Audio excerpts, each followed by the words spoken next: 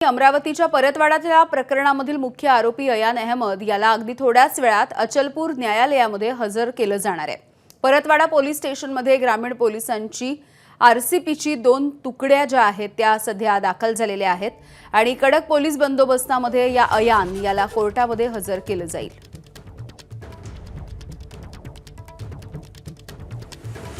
परतवाडा प्रकरणी मुख्य आरोपी असलेला अयान अहमद याची जी पोलीस कोठडी आहे 7 दिवसाची ती आज संपत आहे। त्यामुळे त्याला आज अचलपूर न्यायालयामध्ये हजर करणार आहे आणि यासाठी पोलिसांचा काटेकोर आणि कडक बंदोबस्त आपल्याला पाहायला मिळते।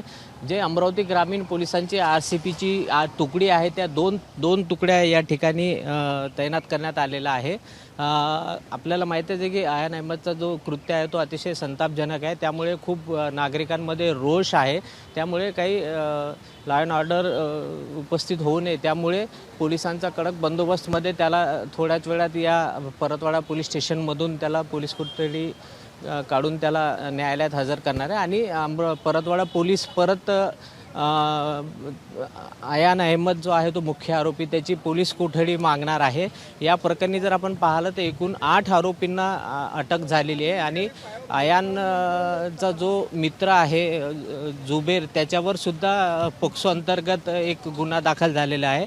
त्यामुळे सर्वांचं लक्ष लागलेलं आहे की आता परत अयानला पोलीस कोठडी मिळणार का न्यायालयीन कोठडी याकडे आता सर्वांचं लक्ष लागलेलं आहे। कॅमेरामॅन अमोल देशमुखसह प्रणय निर्बाण, एबीपी माझा, परतवाडा, अमरावती। एबीपी माझा, उघडा डोळे बघा नीट।